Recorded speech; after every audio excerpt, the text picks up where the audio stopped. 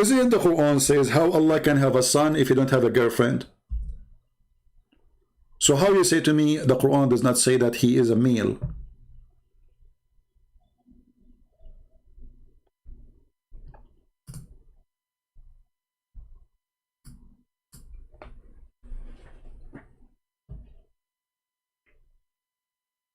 Do you see it?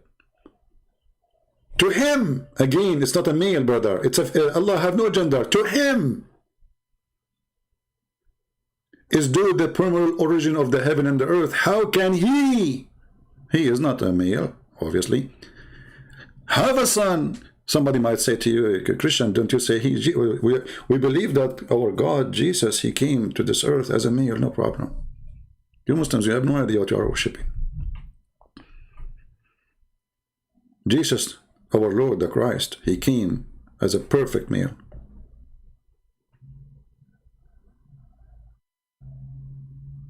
How can he have a son when he have no girlfriend? And even the Quran is so filthy, he did not even use the word wife, he used a consort, a girlfriend, sahiba. So when this Abdul, he tried to answer something, first of all, he answered nothing about the question. He's just saying to us, we favor it because it's not a male or female. This is why you use the word Allah.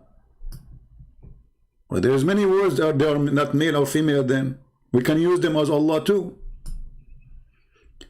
Is the word chair male or female?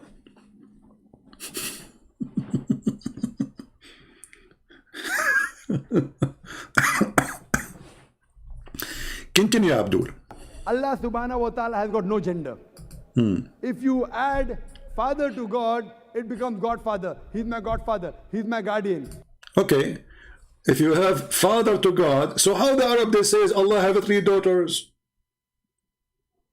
I mean, look at this silly, this is silly answer. What does this have to do with the question? This is what happened when you ask them an embarrassment question. They don't know. He's just making his own, you know, like let me find a way to say something. You know, I have to say something. But this is all have nothing to do with the question. The question you should say, okay, Allah, he said his name is Allah. Okay, but what Allah mean? They don't know. Continue. There's nothing like Allah Abba or Allah Father in Islam. So how you say that the God of the Christian is the same as the God of the Muslims? Because the Christian, they called God our Father. Then you will find somebody even saying to you, the Arab Christian, they use in their translation, in the Arabic translation, as the same as the Indonesian Christians, or in Malaysia, they use the word Allah, which is a false translation. But as you see, here we go, they are using false translation, and they say Allah is our Father. So the name did not prevent that from happening. Stupid. And the Arab, they say Allah have 3 daughters. So that did not prevent that from happening. If you add a mother to God, it becomes Godmother. Okay, well, guys, if you add mother to God. Well, here we go, you add 3 daughters to Allah. What a different. What is different? The Arab, they added 3 daughters to Allah, Al-Lat and Al-Uzza and Manat, and some they say even Manat is the wife. They are not sure which one is the wife.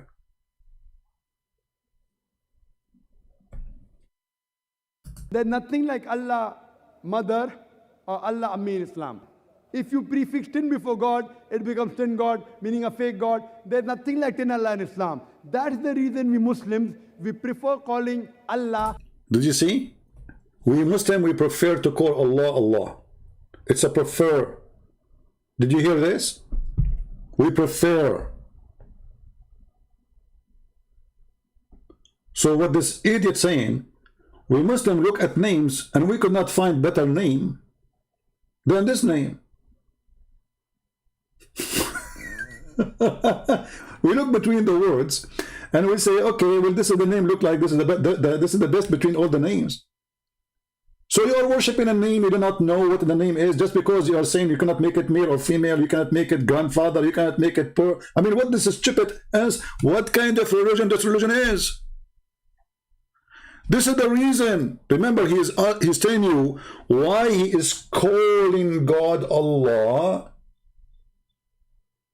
And the reason is the following. But none of them is an answer for anything. And that's mean you made a choice of a word. If you find a better word tomorrow, you will dump this word and go to the other word. Continue. A bishop angers when I said Bible use.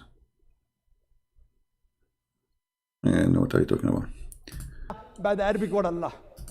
And that's the reason this word Allah is also present in most of the major religious scriptures. If you read the 6 scriptures, one of the attributes given to Almighty God is Allah. If you read the Christian Bible, in the Gospel of Mark, chapter number 15, verse 34, in the Gospel of Matthew. Stop. Stop. Let me go there. There is no such a thing. Even the word there does not talk about God, you idiot. The guy he quote, whatever he quote, the Muslim, they put in the screen. Here we go. This is all the translation for Mark 13:34.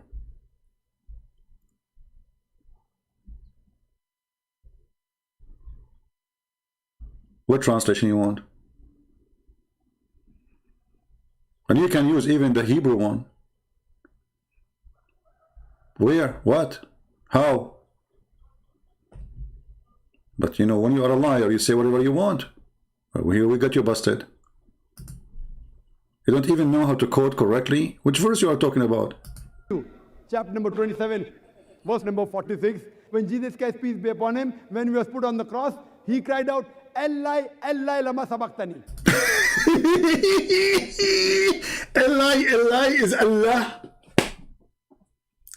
Abdul, it is Ili, Ili, Ili. A-L, ye, to make it my. So, Ili, Ili is a quotation from the Old Testament.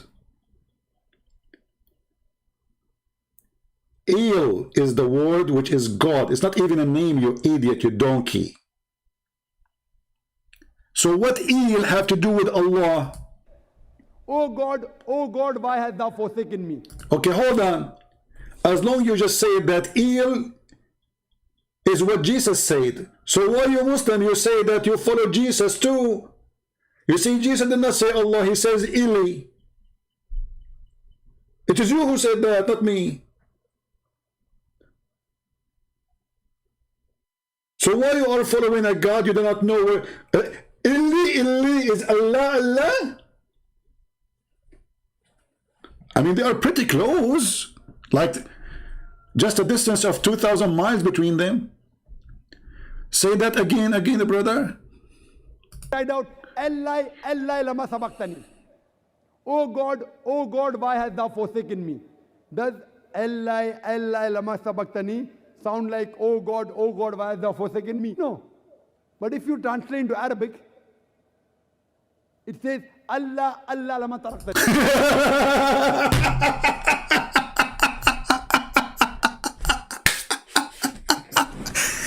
If you translate the English Arabic, you stupid translate what? This is the Hebrew, you donkey. You want to like, if you translate the Arabic, it is Allah, Allah.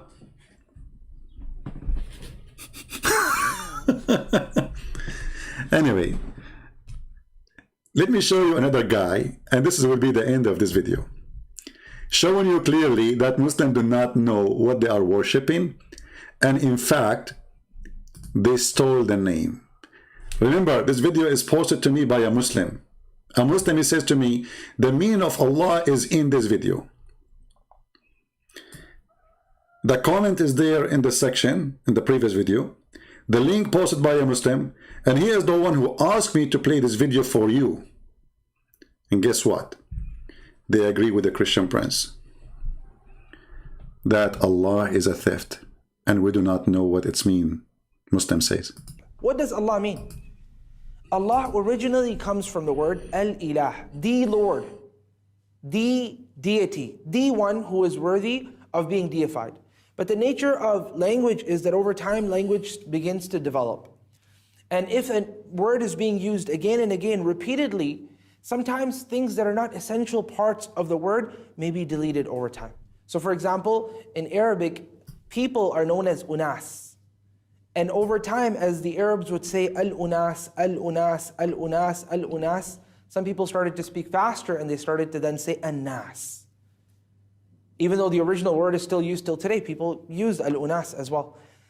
And similarly, people would essentially say al-ilah, al-ilah, al-ilah, and over time, as the usage continued, al-ilah, Allah.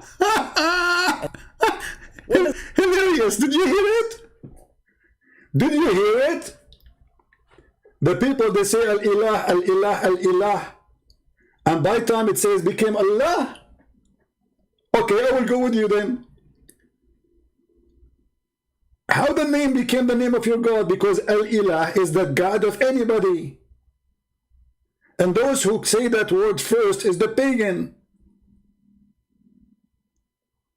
So, is it you who choose the word? People, they say it's a popular word. This is what he said. Listen carefully. Listen carefully. And please have mercy on the Abdul. Genius. He just proved that everything Christian Prince he said is absolutely true. Muslims, they are following others. They are copying others. People say, people said, people before us said. So we copy what they said. We like what they said. We choose it because we like it. We did not make it. It's not the name of Allah. It is a name coming from somebody. What does Allah mean? Allah originally comes from the word al-ilah, the Lord, the deity, the one who is worthy of being deified. But the nature of language is that over time language begins to develop. And if a word is being used again and again repeatedly, sometimes things that are not essential. Abdul, it's used by who? It is used by who? Used by the infidels, the pagan. So the pagan, they use it.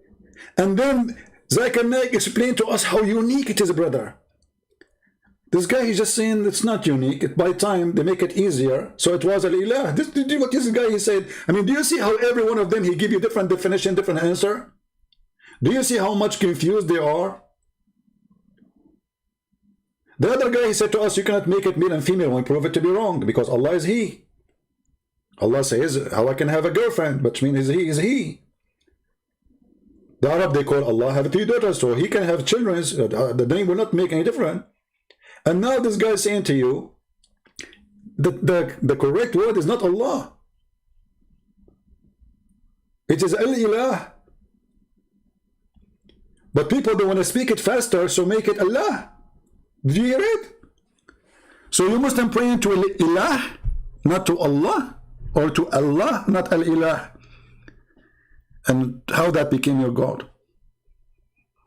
And why you say it's a name then? Because based on what you said, it's a word meaning God. Where's your God name? What does Allah mean? Allah originally comes from the word al-ilah, the Lord, the deity, the one who is worthy of being deified. But the nature of language is that over time language begins to develop. And if a word is being used again and again repeatedly, sometimes things that are not essential parts of the word may be deleted over time. So for example, in Arabic, people are known as unas.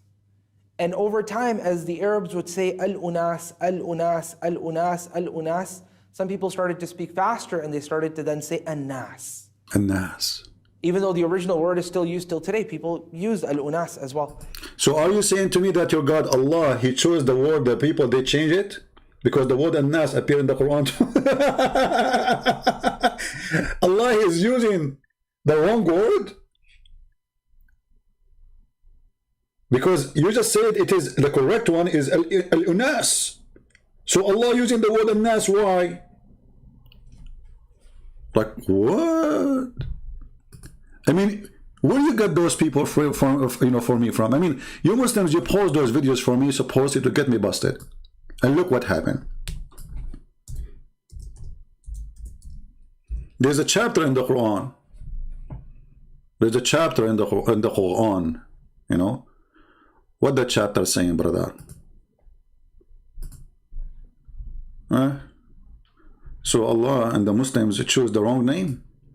Here we go. It's called An-Nas. Do you see it? Isn't it, you Muslim, you say that the Quran written before all mankind exist? But you just said that the word, this is a change.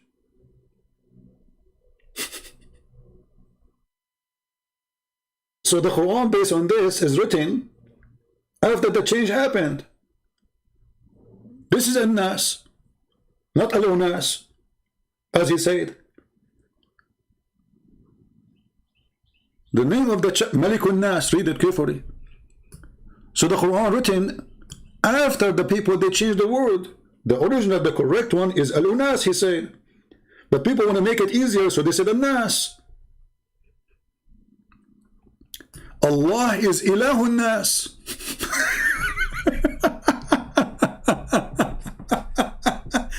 The God of An-Nas, Allah. And I like it when the Muslims, they say that he is the God with a small capital letter in their website. Perfect, shaitan. You know, Allah is a small God. Do you see it? Not capital letter. The Muslims admit that Allah is the God of mankind as a small letter. Perfect. So this is the definition. Allah is not really a name. We don't know what this word means. They are saying to you, well, this is the word diverted from the word Al-Ilah.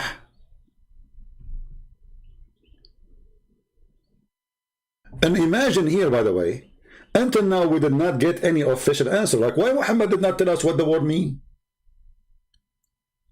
Why Allah did not say what the word means? We have YouTubers.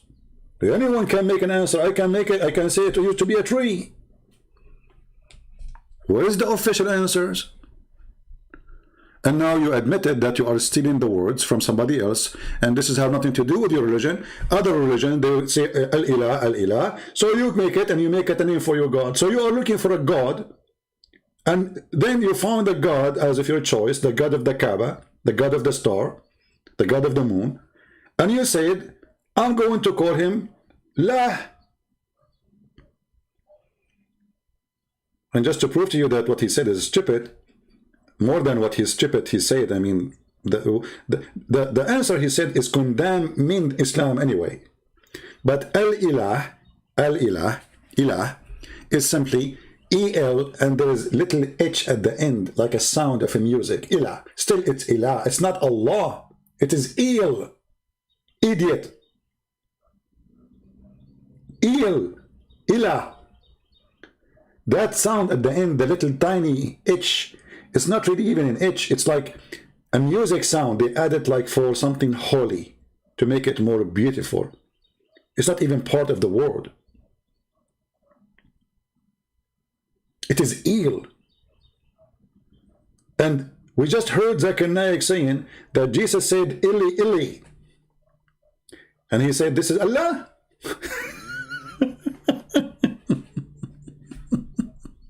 In Arabic, people are known as Unas.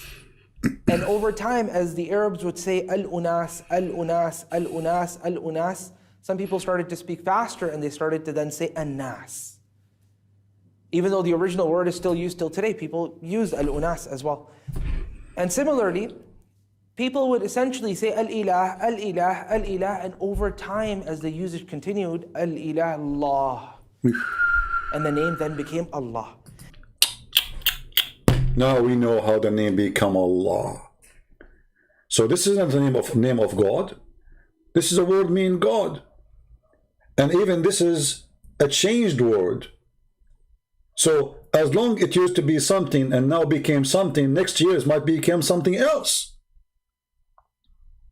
Billah, إلا وهم مشركون. The vast majority of them, of the people, the inhabitants of earth, would not believe in Allah except while committing shirk. What is their belief in Allah Azza wa Jal? It's the same belief of the pagans and the idol worshippers. Are you serious? Yeah. The pagans and the idol worshippers used to believe that Allah is the provider, that Allah is the giver of life and death, that Allah is the creator, that Allah is the facilitator of their affairs. It's all over the Quran. If you read the Quran, don't look to scholar so-and-so different with scholar so-and-so. Go to the sources. The Quran says to us in black and white that pagans and idol worshippers believed in Allah Azza wa Jal. This is their belief, but associated others with Him through invoking them. And nowhere in the Quran, if you read it from cover to cover, that you will find a distinction or segregation between when you make dua to someone who's dead, thinking that he's capable or not capable of your intention. Dua is dua. Allah says in... Isn't it the Quran says, Allahu wa malaikatahu yusalluna ala nabi, and Allah and the angels praying on the Prophet?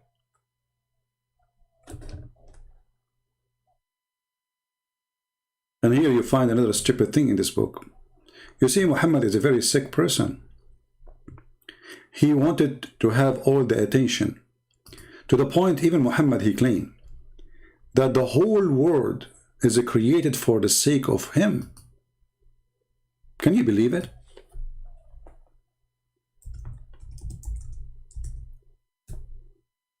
Rahim, Lahi, He. The I at the end is just like the sound, the same as the H at the end of Il, Ilah. So, what is the name of their God? Lah. The second verse, verse number 2. Alhamdu li lah. Li in Arabic mean two.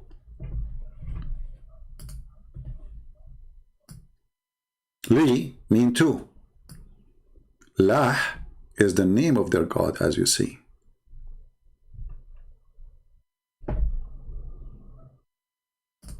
That is the truth. Lah is not Allah, and this is why the Quran deleting totally the letter Alif in the beginning of the name, because it's not a name. Where the letters start, the name start from the Lah. And now you do not need to be a genius to go to Prophet Google, peace be upon him, and search for Lah.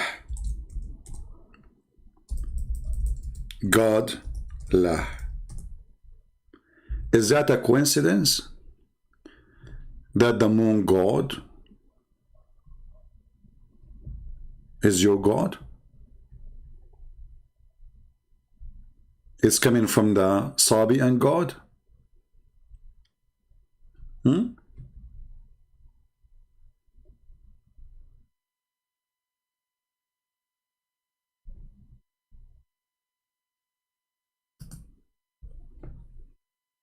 Any Muslim?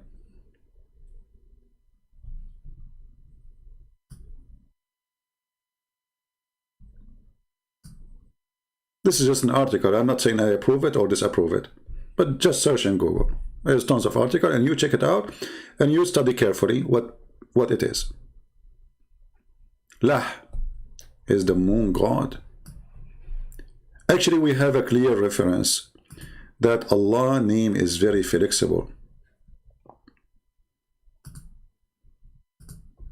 If you remember,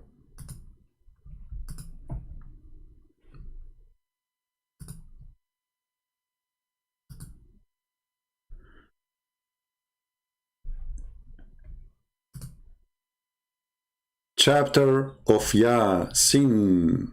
Yasin. What sin mean?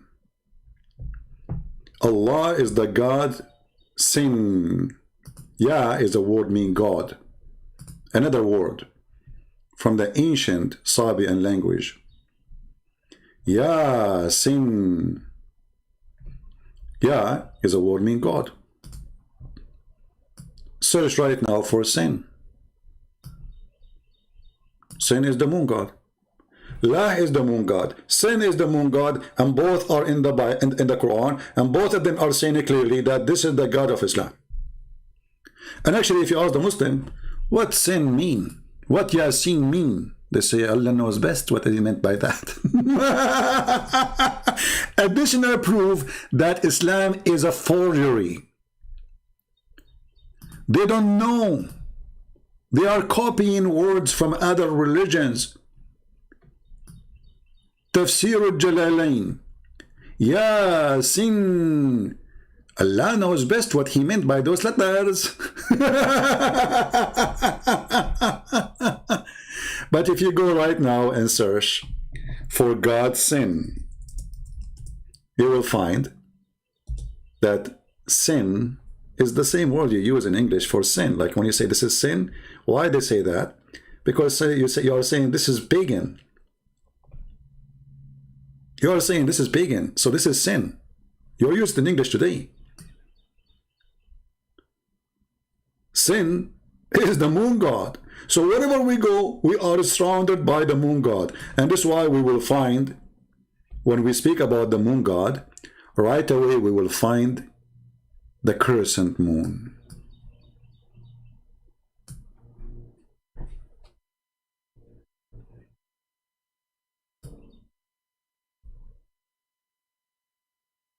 What say you, Muslims? Your God is Lah. Your God is sin. Your God is pagan God. And you have no idea why those names are there. Copy, cut, paste, cut is called Islam. And because you are copy, cut, paste, you do not understand what it says. I mean, have you ever heard of a God? He says to you, Yasin. Okay, what does that mean, brother? Allah knows best, brother, what he meant by this. Because Muhammad is copying from the book of Waraq ibn Nawfal. He does not know what those things mean. I mean, if an average Muslim do not know, I understand. But if the Prophet himself do not know, that is a different story.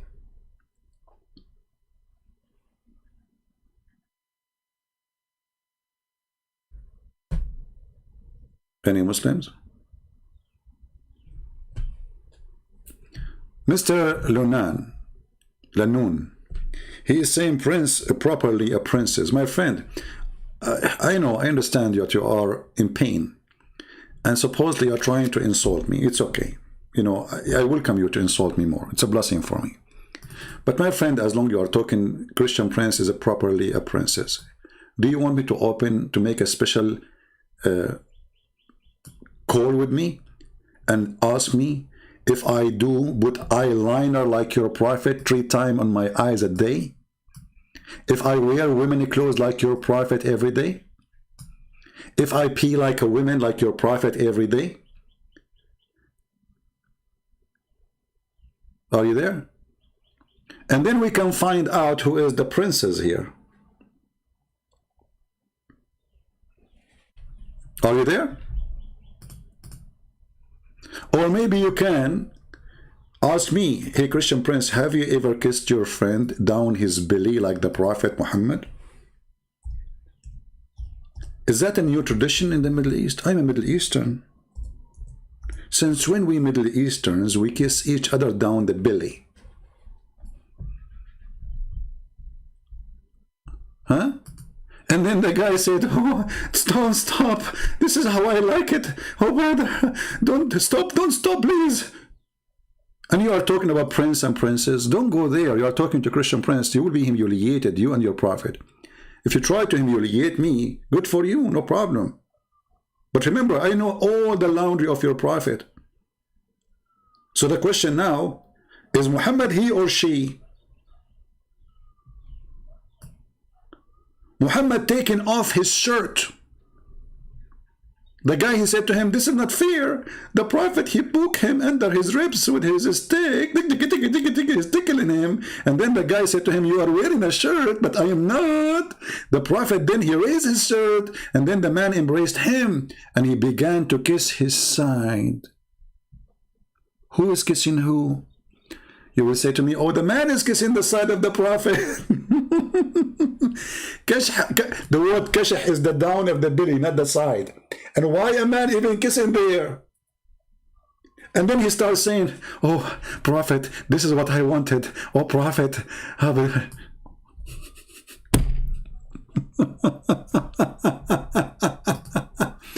My religion is dead, my friend. Even your Quran says, and judgment time will not come until all they believe in him, who the Messiah.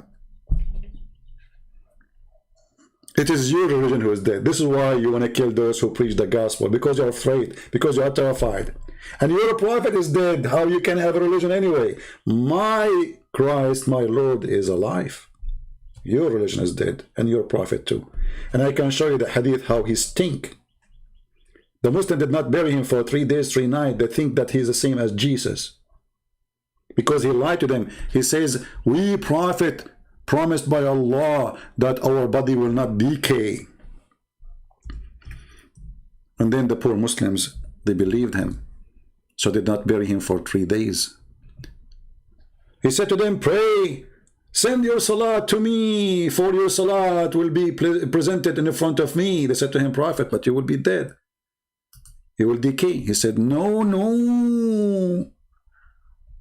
We prophet, our body don't decay. And then the reference says that the prophet, قَدْ رَبَى بَطْنَهُ, which means that his belly full of fart, full of gas. You know, when a person, he die, and you don't clean him, and he have a food, the food will start digesting. The digestion keep going, even if he's dead. The bacteria will digest the food. So the belly of Muhammad became full of gas, fart. And he starts shooting left and right. So Ibn Abbas says, قَدْ رَبَى بَطْنَهُ إِدْفُنُوا صَاحِبَكُمْ فَإِنَّهُ يَأْسَنُ كَمَا يَأْسُنُ الْبَشَرِ. Bury your friend, he stink like the human stink. So you are following a stinky prophet according to your books. And we are following the living Messiah according to your book too. And you are talking about who is dead. Weak hadith. This is weak hadith? Okay. It's weak hadith. That's it. I don't know. As I know that weak hadith is a weak argument according to the Sheikh Hamza. You know, when the Muslims, they say, by the way, weak hadith, they are saying to us that we Muslims will lie about our prophet, and we put a lot of lies in our book. We are a bunch of liars. We lie about Muhammad. Don't believe in what we say to you in our books, because we lie all the time. That's what they mean. They're trying to say to you, this is a lie. Okay, but who wrote the lie? Muslims. Who printed the lie? Muslims. Who accepted the lies? Muslims. So if it's a lie, why it's there? Muslims.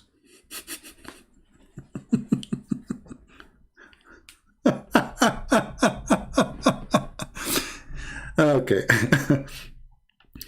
And anything is embarrassment to Islam, they say it's a lie. It's a lie, brother. Hey, Abdul, first of all, I thought salat should go to God. Why your salat will be given to Muhammad? Is he God? Look, you pray now, your prayer is not going to Allah. It's going to Muhammad in the grave. Brother, is that true? And by the way, just to show you the stupidity of this cult.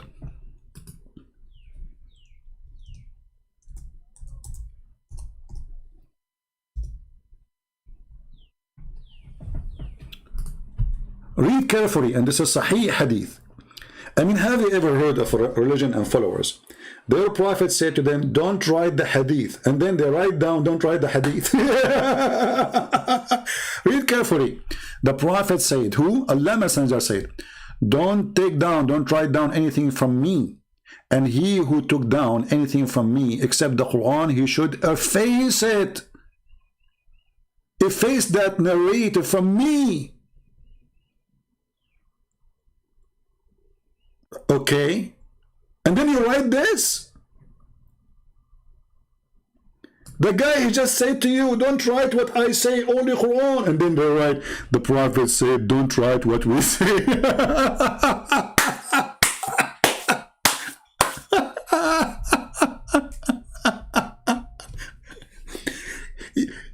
crazy. He just said to you, don't write it down.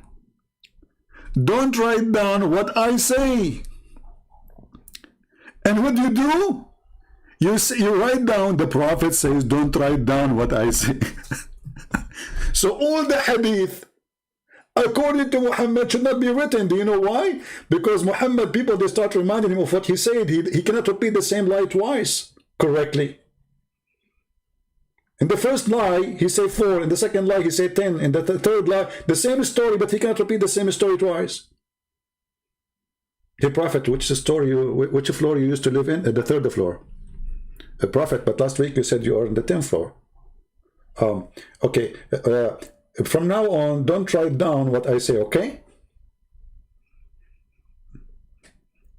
So all the book of hadith should not be written then. And this is Sahih.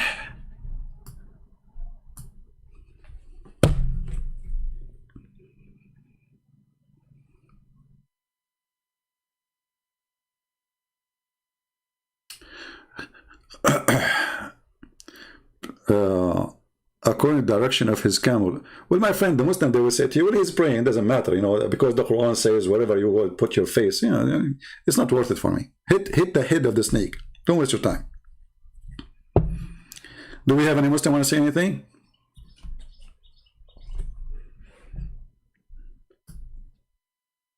Now listen to me. Don't download my videos. And then by the time I finish my speech, I will find like 100 if you downloaded the video, and they will make the title. Christian Prince, he said, don't download the video, okay?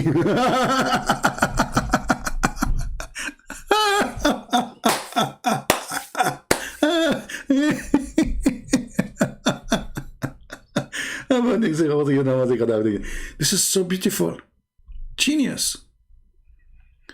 This is the proof that following Muhammad make you genius. So all those books behind those Abduls is a joke.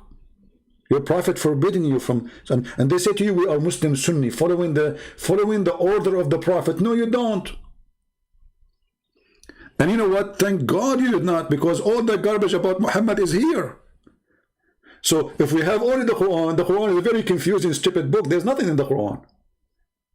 Like flying carpet. Solomon, he heard the ant, and the ant, she said to her friends, hey ants, hide, otherwise Solomon will kill you. What is killing me, I mean, how the ant, she knew the name of the King Solomon. I mean, you know what? You got to respect the ants. I mean, how in the world, she is an ant, but she knew the name of the King Solomon. You see how famous this guy was? And there's no social media at that time, brother. How she knew his name? It's very amazing. I feel like converting to Islam now. When Solomon, he arrived to the Valley of the Ants. Is that in California?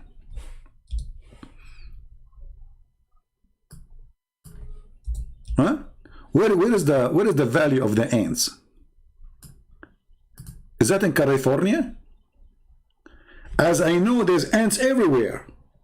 But look like the ants, they have their own territory and the state, the Valley of the Ants. Till when they come to the Valley of the Ants, one of the ants, look at the details, look, one of the ants, not all the ants, just one only. They have only one ant in charge of alarm, like alarm, alarm, alarm. As I know, they have the colony, each colony, they have thousands of ants for alarm. One of the ants, she said. What about the rest? They were asleep.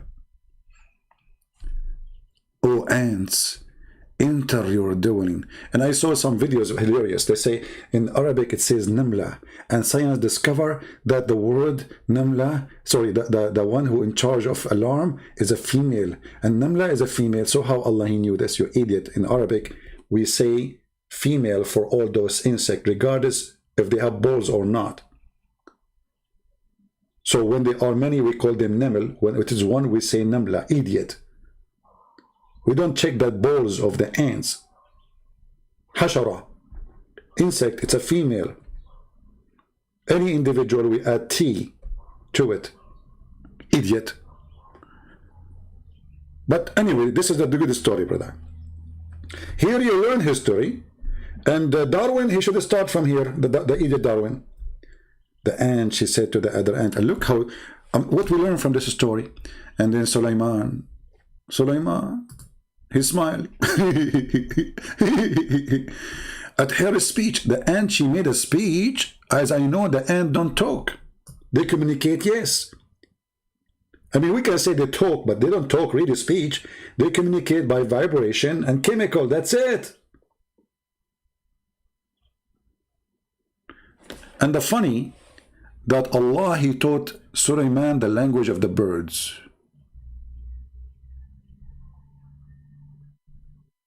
And yet, he understands the language of the ants.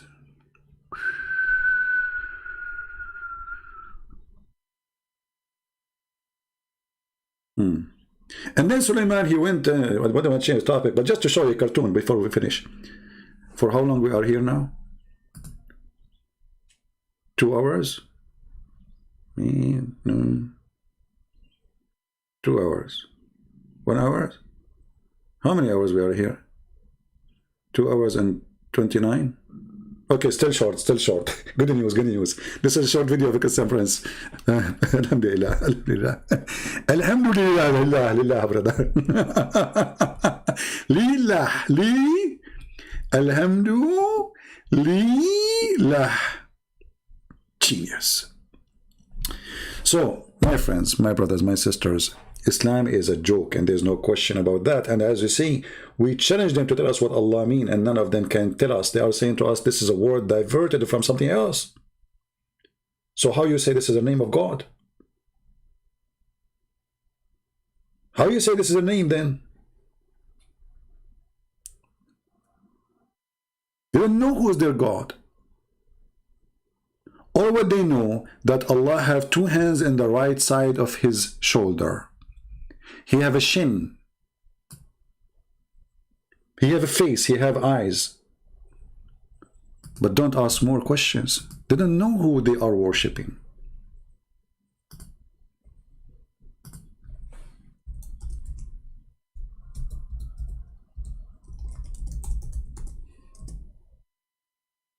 How Allah look like? Maybe we should make our coming video about this topic. How Allah look like? Okay, the second question of Rami was when people pray and say, oh Allah Azza wa Jal, grant us the ability to see your face in paradise, or when someone prays to you and says, may Allah Azza wa Jal allow you to see Allah's. And by the way, this is a serious program now, because usually Islamic program, the question is very silly. Like, brother, is it okay if I eat ice cream with my fiancée, or she became my sister if we drink the same, if we eat the same ice cream? Or other caller, she would say, brother, is it okay to shave my underarm? I'm a female and I am 17. This is life on air. Or you might find a woman, she is horny, say, when I take off, listen to this. Once a Muslim woman, she called a sheikh live on TV. I wish at that time I have a program to record it. She said, Assalamu alaikum, you know, and there's 2 sheikhs. And the woman, she is like making some noises which you don't want to hear. And the sheikh, they start sweating. Brother, when I take off my clothes in the front of the fish tank, the fish, they start shaking. What? The fish in the fish tank, they are shaking? What? The sheikh, he drank the water. I'm not going to make the voice of the women, because you know what I'm talking about. Obviously, she is not a good person. I mean, I don't know. She is making fun of them. I have no idea. So the sheikh, he drank the water. The other one is sweating. He said, sister, I think a sister, you have to, from now on, don't take off your clothes in the front of the fish tank, because the fish are looking at your beautiful, pure body.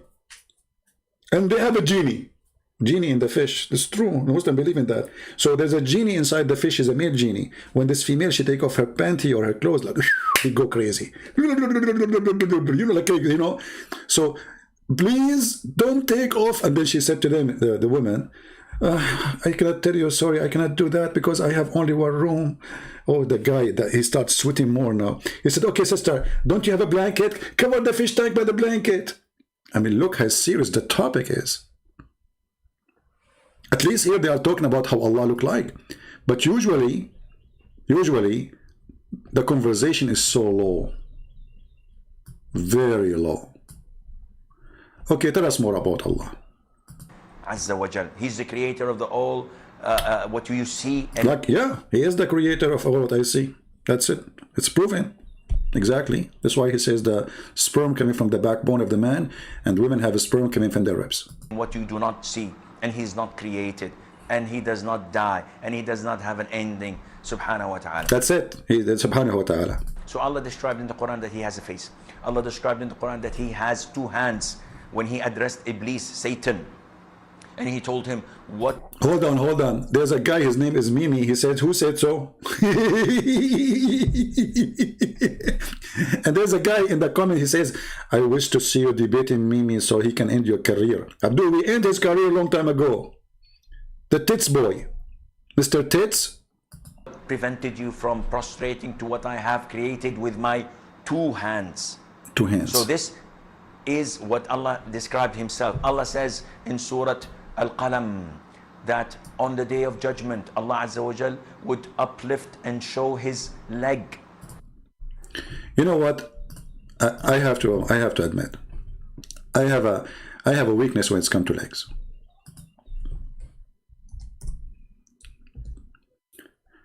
But I wonder if the God, he will show his leg.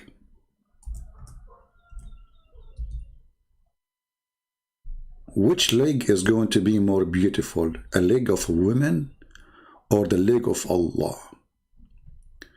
As long as the Muslim, they keep calling him he, I'm telling you from now, I prefer to see a leg of a woman. I mean, like, come on. It is he. So why in the world Allah is showing us his leg? Do any Muslim have an idea? It is he.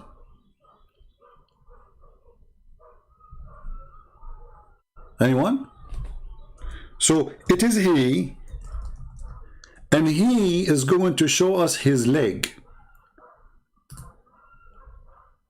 I cannot imagine how the legs of Allah look like, but I got a picture.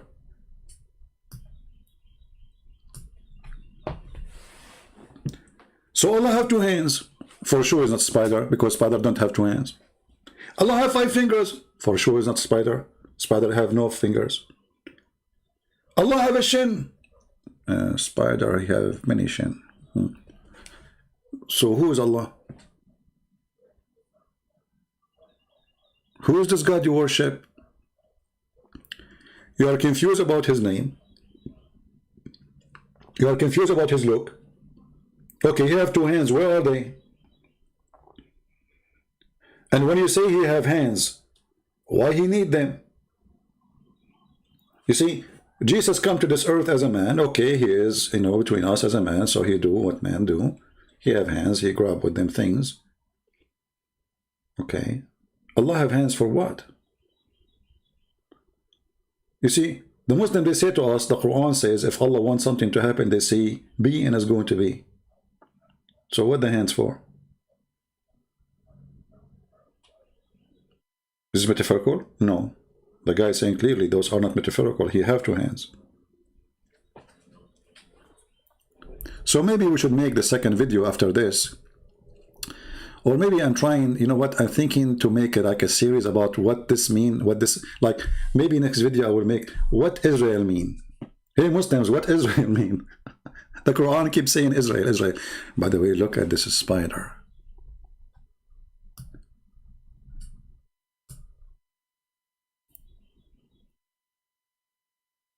I'm confused. Which one is this eyes? Yeah, 4 eyes, this guy. Like, what the heck? What happened to you, Gali? Huh? Let us ask Joe Biden what happened to the spider. Hey, Joe Biden, president, what happened to the spider? You know the thing? Oh, okay. I mean, look how short the answer and how sharp. That is Muhammad. You know the thing. Allah knows best. So Allah have hands, Allah have legs, Allah have a shin, and Allah will show his shin. Why? Like, what is the occasion exactly? Striptease days? The day of stripping? Why Allah want to show his shin? And look how excited he is to describe for you how Allah look like. In Surah Al-Qalam, that on the day of judgment, Allah Azza wa Jal would uplift and show his leg. وَيُكْشَفُ عَنْ سَاقٍ وَيُدْعَوْنَ إِلَى السُّجُودِ. And they are called to prostrate, and everyone prostrates except the hypocrites. All the believers would prostrate, and the hypocrites... Only the hypocrite, brother. Only the hypocrite. They will not prostrate. Do you prostrate to Allah? No, I don't. You are a hypocrite. will try to prostrate, and their back goes one... My back feel one piece, to be honest with you. Okay. Peace, and they will be thrown into hell. Allah tells us about himself subhanahu wa ta'ala that he has an eye. The Prophet tells us that the Prophet... He have an eye? One eye? Or how many eyes?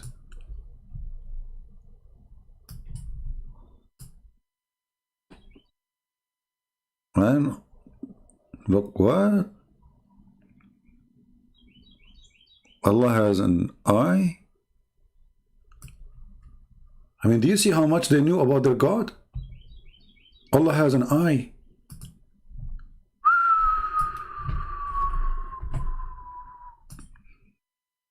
Do Allah close his eye? Do Allah sleep? Maybe Allah is like an alligator. He never closes his eyes. Okay.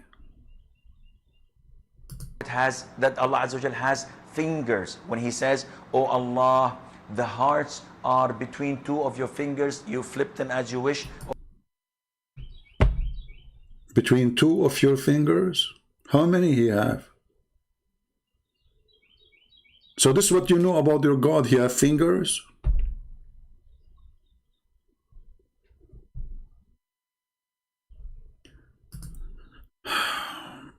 Please answer me, please. Is the hadith of Ibn Mas'ud where some force looking men rode him all night, even he is recited it true?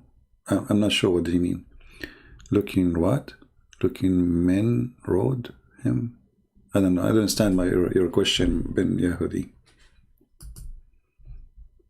Your English is like mine, my friend. It's messed up, you know. I could not get it. Or maybe because my English is not good, I could not get your question. What do you mean? So I just see the Muslims, they have no idea what they are worshipping. You know, they are guessing. Allah have, you know, they look here in what Muhammad said. There's 2 hands, there's 5 fingers, you know. He have a shin, his magnificent, beautiful leg. Actually, this is one of my favorite videos. When the guy says Allah have magnificent, beautiful leg, shin.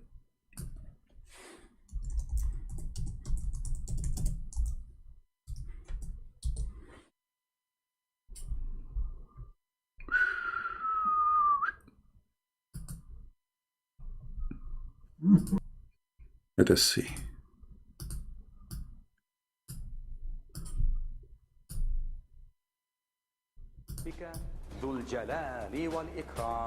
Everyone on it will perish. This guy, he added the music to the video. He's, you know, he destroyed it. Don't add those music for those videos. It doesn't make sense anyway. Let us see this one here.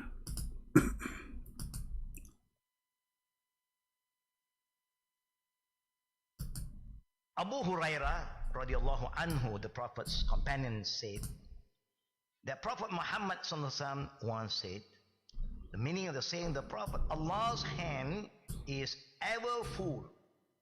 Now he used the word Yadullah mil'a. Now why do the translation here we use the word hands? Because Allah also talk about himself. Yadullah fawqa aydihim. The hand of Allah is above their hands. But how do the hand of Allah look like? Don't imagine. Don't imagine, brother. Brother, don't imagine. Stop. You cannot imagine. Allah have a hand. But how the hands of Allah look like? Don't imagine. It's haram. And there's a guy saying that Christian Prince is destroyed. My friend, all of you destroy me, as you see.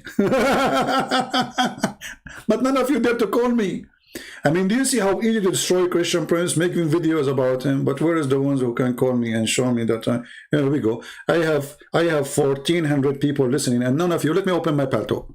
Even though I was planning to go soon, but I will give you an extension time, so maybe you can get me busted, brother. I will open my paltalk for any decent Muslims who can destroy me.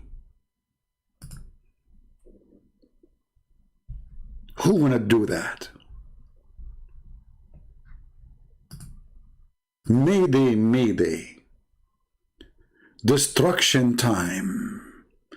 But the heroes, they make videos about me. Okay, this is for my good, because all of you Muslims come to me because Muslims keep talking about me, but nobody dare to debate me. But all of you can destroy me for sure. I mean, you are the winner always. Here we go. I'm logging in my paltalk now. Huh? Bingo, I am in paltalk. Who is the Muslim feel like destroying me? Can I join you? No. Guys, only Muslims, please text me. Only if you are a Muslim.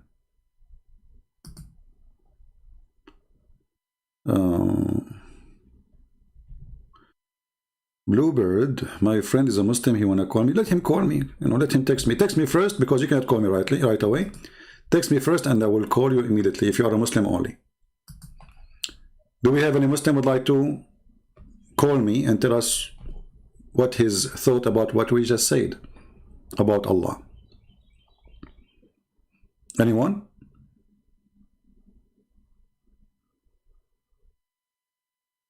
Who is a Muslim? He would have a golden chance, opportunity to destroy me in front of 1,400 people watching.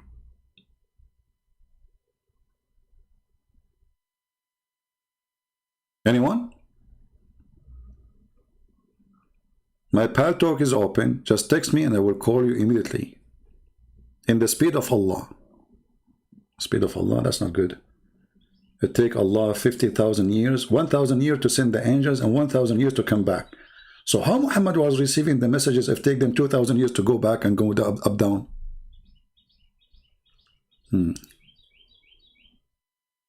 Any Muslim?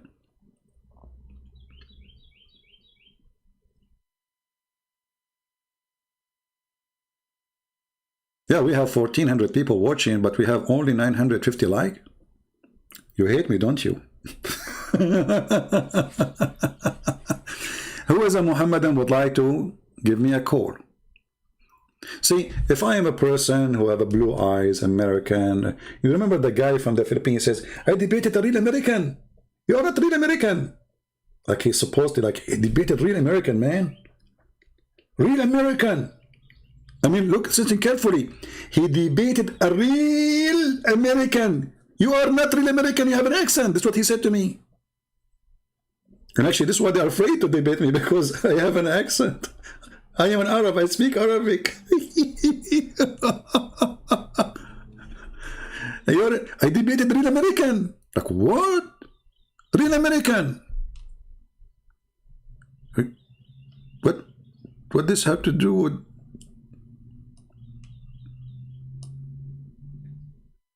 What?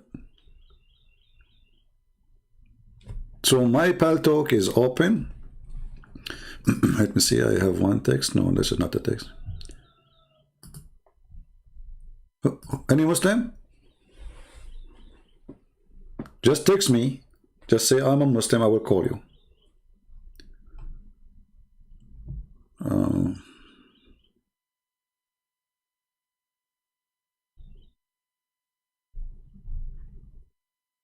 Nobody. Until now, there's nobody, sadly.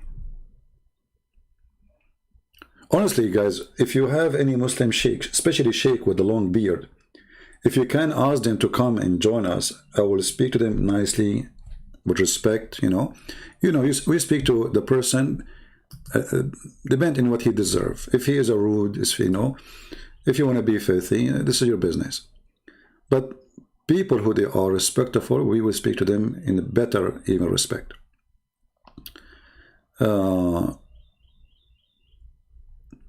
I am a Christian, but I want to tell you that that God is not a sexual being, so he does not have specific gender. But I do agree that when he come to the earth, he come the form of the sun. Genius. Okay, thank you. We did not say that God have a gender. This is not what we said. When we believe that Jesus is the Son of God, we don't believe that God the Father have sex. So don't be silly. Do we have any Muslim?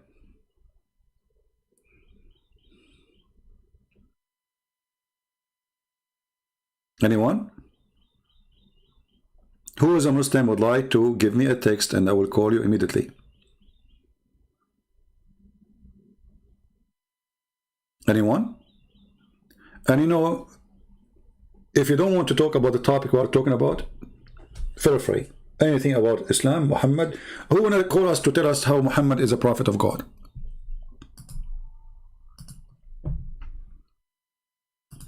Who want to do that?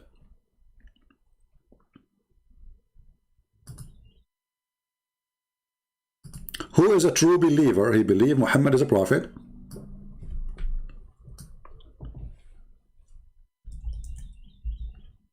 And he can share with us what make him a prophet and what make Allah God.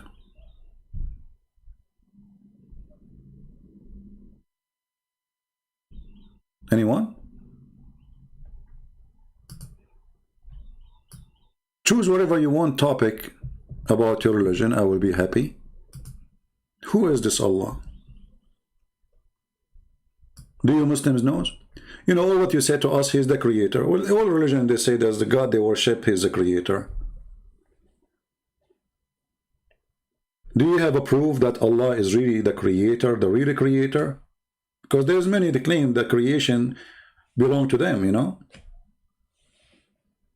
Do you Muslims have any proof of such a thing?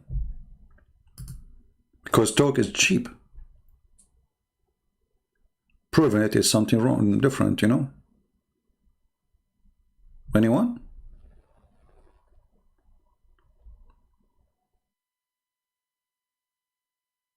They claim they are I don't understand. Ibadat. I don't know what you mean. Sometimes I feel better about my English when I see some other English. So do we have any Muhammadan would like to call us? And I will speak to you nicely as usual. Unless you are rude, you try to put me down as a person, trust me, I will unleash the Middle Eastern inside me. I am a Middle Eastern. Don't go there. You want to be nice, I will be nicer than you. You want to be rude? Give it a try.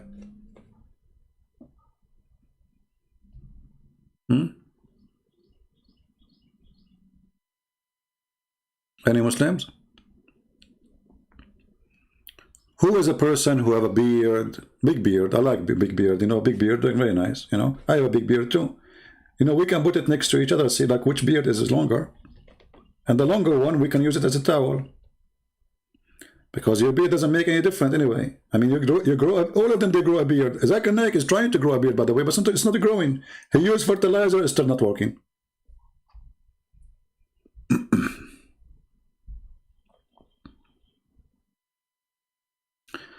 Do you have time to teach us what the Quran means by uncreated? No problem. Let us make a question to the Muslims. Hey Muslims, what do you Muslims mean when you say the Quran is not created? As you see, there's somebody here is interested to know what you Muslims mean when you say the Quran is not created. Let us put your question for you on the screen. Thank you for the question. See, now we are done with the topic, and those who want to download the video, please feel free to cut that part where, you know, we speak about Allah, who is Allah, etc. And now let us go here. And this is the question for Muslims. You see, the second you ask such a question to the Muslims, Muslims are so good to ask them questions like, can we eat ice cream? Is it halal? Those are, everybody volunteer to answer them. Is curry halal made by the Hindus? Brother? What? Is the Hindu curry, brother, the curry made by the Hindu is halal? Like, what? It's a curry.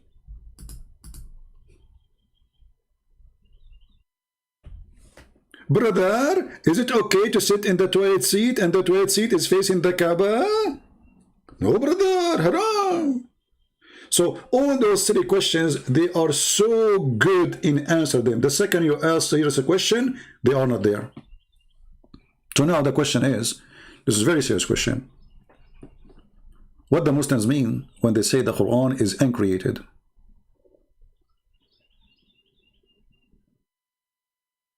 Any Muslim can tell us? Because by saying that the Quran is uncreated, now we have Allah, according to Muslims, is not created, right? What make Allah divine according to Muslims? Because he is not created. That's wonderful. Quran is not created, not even by Allah. So it's created by who? Never been created. So we have to divine.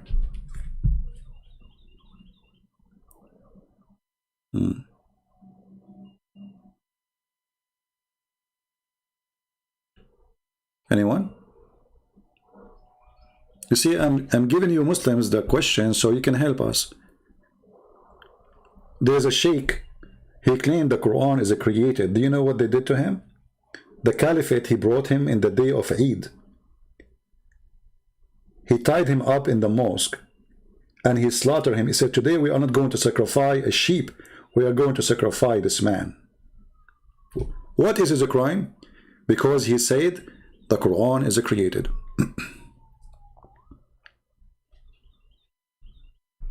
So if the Quran is not created,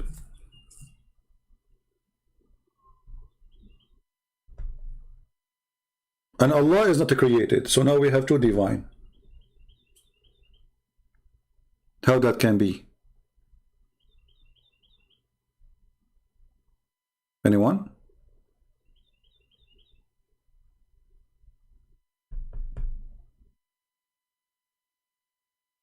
Do we have any Indonesian Ustad? There was, you know, I missed this guy. Too bad he died. You know, the guy who promised me 5 BMW. I wish they did not die, because I wanted to save his soul. This poor man, he will go to hell following Muhammad. He promised me 5 BMW. TP. What's his name? What's his name? I forgot his name. What's his name? Ustaz what? Insane? Insane. Yeah, Ustaz Insane.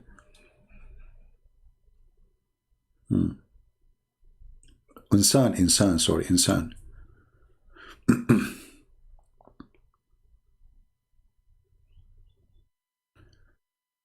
I'm getting pal talk. We can set up a talk, no problem. Are you a Muslim, Mr.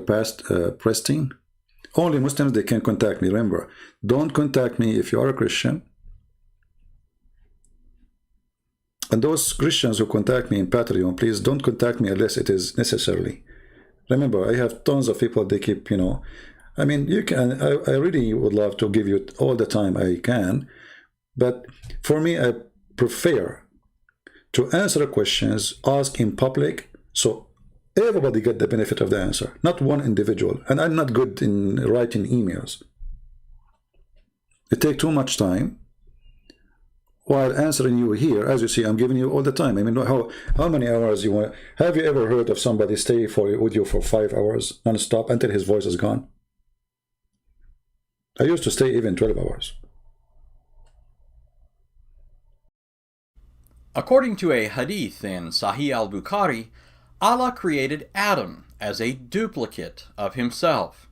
Narrated Abu Huraira, Muhammad said, Allah created Adam in his complete shape and form, 60 cubits, about 30 meters, in height. In spite of statements like this littered throughout Islam's authoritative sources, many people think the Islamic deity is a supratemporal, spaceless, and immaterial being. However, this popular but fault-ridden idea has nothing to do with what Muhammad originally taught, and everything to do with what later Muslims, especially under the influence of Greek philosophy, came to believe must be true of Allah if he's to be taken as the uncreated creator of time, space, and matter.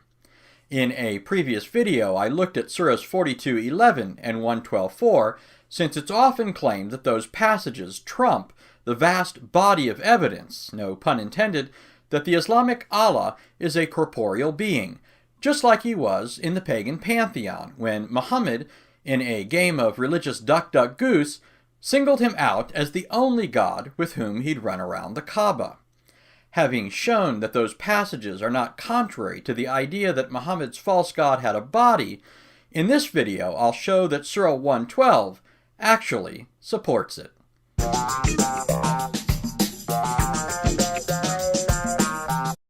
According to Muslim heresiographers, a number of early Muslims are known to have believed that Allah has a body, the upper half of which is hollow, in other words has a mouth and chest cavity, while the lower half is solid, in other words has no stomach cavity or opening in the rear. For instance, the following source tells us about the view of a Muslim named Hisham bin Salim al-Jawaliki. He claimed that what he worshipped is in the form of a man, but without being flesh and blood, that is, like ours, that his deity is made of a diffused white light. He claimed that his deity has 5 senses and has hands, feet, eyes, ears, nose, mouth. He claimed that his upper half is hollow and the lower half is solid, and that his object of worship has black hair, being made of black light, whereas the rest is made of white light. Speaking of another early Muslim named Dawood al-Jawaribi, the same source tells us, he said his deity is a body in the form of a human with flesh and blood, and said his upper half is hollow and lower half is solid, that he has curly hair. However, he claimed it is a body unlike the bodies, and flesh unlike the fleshes, and blood unlike the bloods. Apparently, al-Jawaribi's openness to discuss Allah's body had its limits, for as Ali Shah points out, there were some things that al-Jawaribi wouldn't talk about. He quotes him as saying, "Do not question me about the pudendum or the beard, but you may ask me about anything else." If you're wondering what a pudendum is, it refers to Allah's gonads. While we could certainly have a ball discussing Allah's gonads, at this point you're probably wondering what all of this has to do with the actual meaning of Surah 112. In order to answer that question, we need to do a little digging. We need to do the hard work that Muslims, aided and abetted by their imams and apologists, refuse to do. First, to refresh your memory, here's what Surah 112 says, at least according to some translations. Say, He is Allah, the one and only, Allah, the eternal, absolute. He begetteth not, nor is he begotten, and there is none like unto him. The words Allah, the eternal, absolute, in the second verse of this surah, represent the Arabic phrase Allahu as-Samad. The word Samad is what's known as a hapax legomenon, which means it's a word that only occurs once in the Quran. As many scholars have pointed out, the meaning of this word, Samad, became increasingly unclear to Muslims after the time of Muhammad, and was given more definitions than Muhammad had wives. For instance, Joseph von S., the professor of Islamic Studies and Semitic Languages at the University of Tübingen, stated, "Between the assertion of God's unity with which this surah starts, and the sentence that he is not begotten, nor was begotten himself, God is described by a strange and striking predicate, a word which is a hapax legomenon in the Quran, and has not lost its enigmatic character until today." Likewise, Franz Rosenthal, professor emeritus of Arabic at Yale, stated the following concerning this word: "It has a long and varied history behind itself, both in Islam and in Western scholarship, but its meaning has not yet been fixed with any certainty." As well, Dr. Christoph Simulaitis, who was a senior scholar at Merton and Somerville College, wrote, "The meaning of this word is far from clear. In fact, it is a well-known linguistic puzzle in the text of the Quran." One quick and easy way to see the confusion that exists over the meaning of this word is simply by noting the many different ways it's been translated, even by Muslim translators. Yusuf Ali, the eternal, absolute; Muhammad Pickthall, the eternally besought of all; Wahiduddin Khan, the self-sufficient one; Ahmed Ali, the imminently indispensable; Ali Kali Karai, the all-embracing; the monotheist group, the indivisible; Hassan al-Fatih Karabullah, the called upon. The reason this word has proven to be so problematic, leading later Muslims to assign various meanings to it, is because the original and literal meaning of the word is solid, not hollow, or having no cavity or open space. In fact, that's exactly how it's rendered in the translation of Bijan Moinian. God is solid. This definition and interpretation of the meaning of samad is borne out by several lines of evidence. For the sake of brevity, I'll just mention 3, and you're not going to want to miss the last one. First, according to the science of Quranic interpretation, in order to know the meaning of a given passage of the Quran, one must know the occasion, reason, or causes for which it was given. For instance, in his Uzul at-Tafsir, Bilal Phillips wrote, "Knowledge of the reasons for revelation is of great importance to understanding the Quran, as well as many of the Islamic laws contained in it." So, what was the occasion or reason that provoked Muhammad to utter the words of Surah 112? According to the tafsir or commentary of Sayyid Abu Ala Maududi, Surah 112 was Muhammad's response to a question that a representative of the polytheists put to Muhammad. He records the following report. Amir bin at-Tufail said to Muhammad, "O Muhammad, what do you call us to?" Muhammad replied, "To Allah." Amir said, "Then tell us of what he is made, whether of gold, silver, or iron." Thereupon this surah was sent down. Maududi records other reports, as do other Muslim scholars, and they all come down to the same basic question. Does Allah have a material makeup? Is he composed of some tangible substance? It shouldn't be hard to see that the translation which most directly and naturally answers the question put to Muhammad by the pagans is that of Bijan Moinian. God is solid. A second and even more conclusive line of evidence that supports this translation can be found in Al-Tabari's tafsir of Surah 112, where he cites 27 reports that tell us the meaning of the word samad, the vast majority of which tell us that it means solid, or not hollow. Most significantly, not only do many of the reports go back to early Muslims in whose language the Quran was originally given, as well as to many of Muhammad's closest companions, but he even records a report that goes back to Muhammad himself.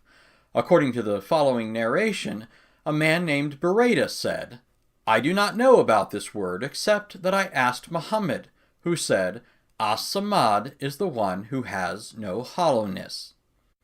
A third and final line of evidence, which by itself is worth the price of admission, concerns the creation of Adam. Because Allah created Adam in his shape and form, as we've already seen, this created no little confusion for the angels. even though Allah told them in advance that he was going to make man in his shape and form. When he eventually did so, he first created Adam as a lifeless statue. And when the angels came upon Adam, they couldn't tell the difference between him and Allah, for which reason they were scared. That is, until Iblis, Satan, in a stroke of genius, decided to do a little investigating. According to Musa bin Harun, Amr bin Hamad, Asbat al-Sudi, Abu Malik and Abu Salah, Ibn Abbas, also al-Sudi, Murrah al-Hamdani, Ibn Masud, and some other companions of Muhammad, Allah said to the angels, I am creating a human being from clay. When I have fashioned him and blown some of my spirit into him, fall down in prostration before him. Allah created him with his own hands, lest Iblis become overbearing toward Adam, so that Allah could say to Iblis, You are overbearing toward something I have made with my own hands, which I myself was not too haughty to make. So Allah created Adam as a human being. He was a body of clay for 40 years, the extent of Friday. When the angels passed by him, they were frightened by what they saw. The angel most frightened was Iblis. He would pass by him, kick him, and thus make the body produce a sound, as potter's clay does. Then he would say, What were you created for? He entered his mouth and left from his posterior. Then he said to the angels, Don't be afraid of that one, for your Lord is solid, whereas this one is hollow. When I am given authority over him, I shall ruin him. In other words, because Adam was hollow, as proven by the sound emitted when Satan kicked him, and by the fact that Satan was able to enter his mouth and exit through his rear, Satan or Iblis discovered that it wasn't Allah. Apparently, the Islamic Satan and angels all knew that you can enter Allah's mouth, but you can't get out of his butt. Lord willing, I'll have more to say about Allah's body, including his genitals, but for now, the next time a Muslim tells you that his God is immaterial, timeless, and spaceless like the God of the Bible, do Allah a solid and point them to this video.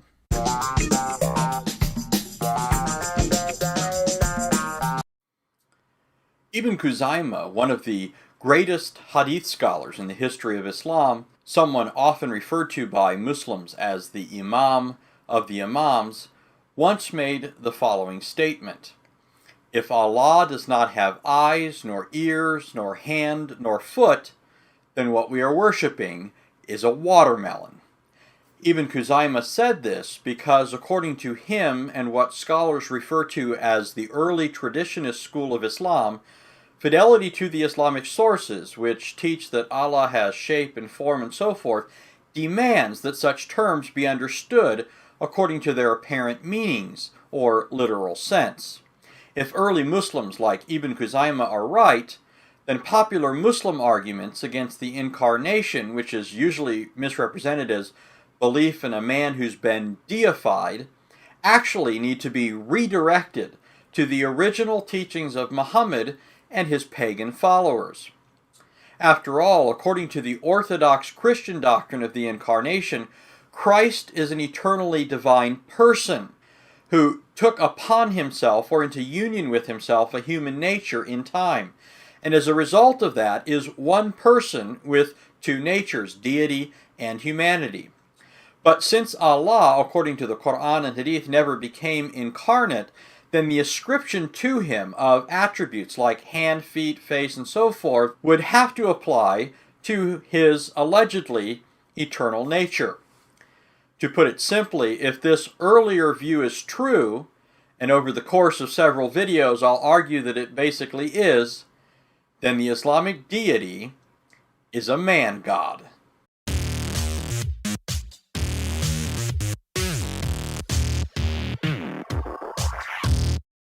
Some Muslims try to predetermine how this question is answered by appealing to two verses of the Quran that they believe preclude interpreting statements about Allah's body or bodily appendages according to their apparent meanings or literal sense. And so before looking in subsequent videos at statements that speak directly to the issue, something first has to be said about these two passages. The verses in question are Surah 42:11 and 112:4. According to Surah 42:11, there's nothing like him, that is, like Allah. And according to Surah 112:4, there's none like unto him. Those who appeal to these passages tell us that they demand taking every statement in the Quran or in the Hadith that speak of Allah's face, fingers, foot, etc., no matter how clear, no matter how graphic such verses or narrations might be, in a figurative or allegorical way. For instance, Ibn al-Jawzi, a 12th century Muslim writing against predecessors in his own madhab or school of thought, made the following statement in an attempt to brush aside the large number of Quranic verses and Hadith narrations about Allah's anatomy. All these, even if their outward expressions suggest likening God with creation, yet what is meant by them is the affirmation of his existence. And since the law knows full well of the illusions that may arise in the hearts upon hearing them, it cut through these illusions by stating, "There is nothing like him." Quran 42:11. In other words, according to Ibn al-Jawzi, since Surah 42:11 says there's nothing like Allah, any passage that speaks of Allah's shape, form, face, and so forth must be understood as affirming simply that Allah exists and not that he actually has the attributes ascribed to him. A more recent example of this kind of approach can be seen in the words of Sheikh Muhammad Hisham Kabani, who wrote the following. As shown in the excerpts, the priority was to repel false understandings and prevent the pitfall of attributing to Allah the characteristics of creation. Again and again, the paradigm that is the entire foundation for understanding Allah and his attributes is there is nothing like him whatsoever.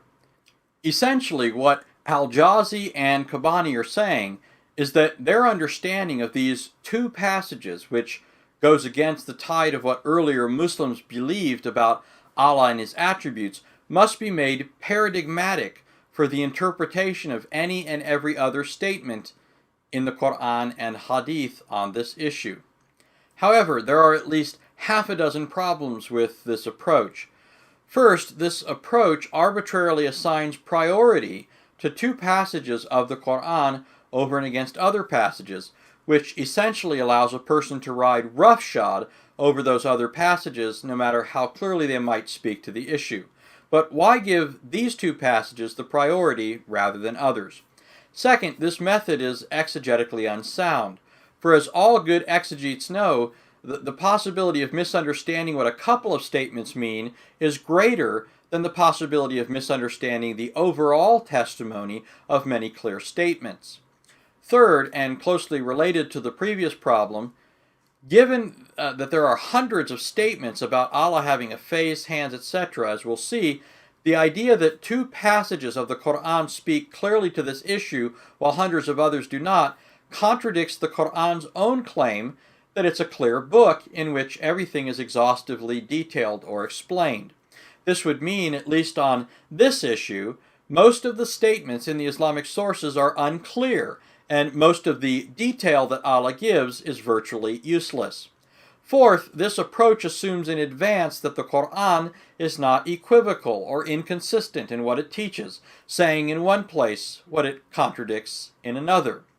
But this, of course, is question-begging, an elementary logical fallacy. Fifth, these passages are actually easy to explain in a way that perfectly comports with the idea that Allah is an embodied being. For instance, the statement in Surah 42:11 is simply saying that Allah is not one of a pair, that is, he doesn't have a mate. Notice the context in which the relevant statement appears in Surah 42:11. Originator of heaven and earth, he has granted you spouses from among yourselves, as well as pairs of livestock, by means of which he multiplies you. There is nothing like him. He is the alert, the observant. Quran 42:11. In other words, Allah has no spouse or mate, like men and animals do. This has nothing to do with the idea that Allah is a formless being without parts or passions. Similarly, when Surah 112:4 says there's nothing like Allah, in context it's simply saying that Allah has no ascendant or descendant. He neither begets nor is begotten. It has nothing to do with the issue of whether or not Allah is the kind of being who has a body and limbs. Say, He is Allah, the One, Allah, the Eternal. He neither begat nor was begotten, and there is none like Him. Consider a conceivable parallel. If Adam, who was not begotten by anyone before him, were not given a wife so as to beget a child, then there would be no one like him either. But this wouldn't mean that Adam did not have a body. By the same token, the fact that Allah neither begets nor is begotten and is therefore unique doesn't mean that Allah is not an anthropomorphic being. Sixth, and finally, the Quran makes a similar comment elsewhere about the wives of Muhammad. In Surah 33:32, which has the same grammatical formation, it says the following: Wives of the Prophet, you are not like any other woman. Obviously, the statement, you are not like any other woman, does not mean that Muhammad's wives didn't have bodies like other women. In conclusion, since it is arbitrary, methodologically unsound, contrary to the Quran's own claim of being a clear book, begs the question and so forth, to appeal to Surah 42:11 and 112:4 in order to decide the matter in advance, we will look at Islam's trusted sources in order to see if the deity of Muhammad and his original followers was a being with body and bodily appendages, or if he was a watermelon. And just to give you a brief list of what we'll see in the Quran and Hadith, here's a foretaste. We will see that Allah has a shape, face, eyes, ears, 2 right hands, palms, fingers, fingertips, chest, waist, side, a shin, and a foot. We will also see that He has dimensions, mass, weight, for which reasons Allah is able to screen Himself with a veil, live in a house, look out over a watchtower, plant trees, ascend and descend, run, shake hands, skim people's backs, and all of that is just skimming the surface.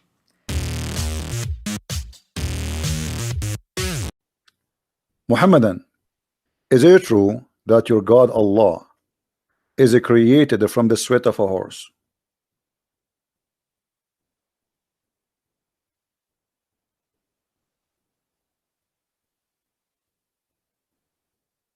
Hello? If we ask Zakir Naik if this is true or not, what he will say?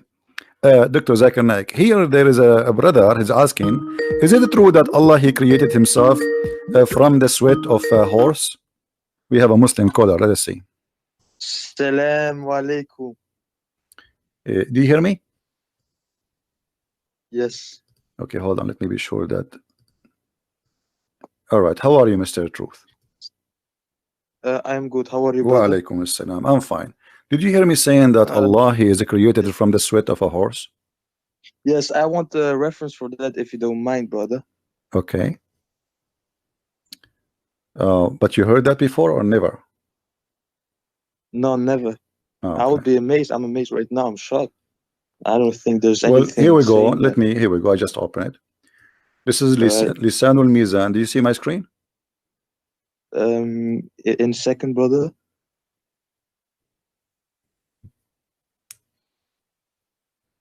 Yes. Okay. Lisanul Mizan. You speak Arabic, right? No. No. So how we can? Okay, hold on. Let us. Let me then try I'm to. not Arab, man. Huh? I'm Muslim. I know you are a I'm not Muslim, Arab. but you are not an Arab, right? You are saying not an Arab. Okay, No, hold I'm on. not Arab. Okay. Okay, you know what? I will show it to you in Arabic first, and then I'm going to click the translation of Google. And but you know, Google is not really very much good. You know, read with me. إن الله لما أراد أن يخلق نفسه خلق الخيل فأجراها حتى عرقت ثم خلق نفسه من ذلك العرق. Translation. I will click. Yes. English translation. All right. Right.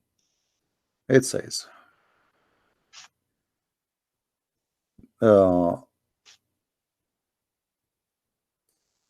he said here, he kept it as talk that God did not want to create himself. He created horses, so he made them sweat, and then he created himself from their sweat, not their race. This is a stupid translation of Google. Do you see it?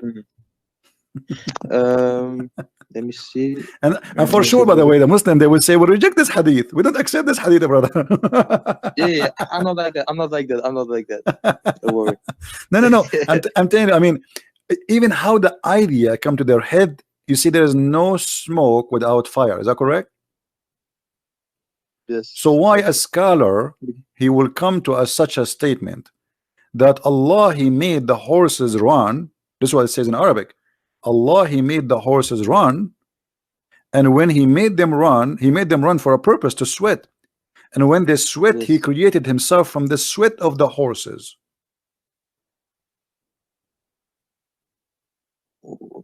What?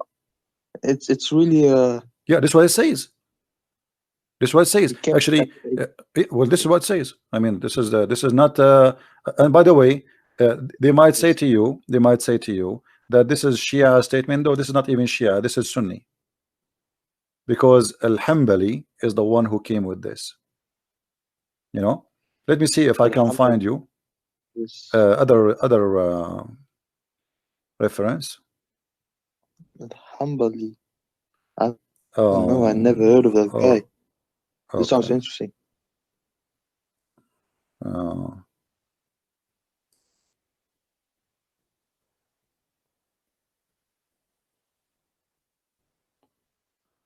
Yeah, let us see. I'm trying just to find you like an official, not just a website. Yes.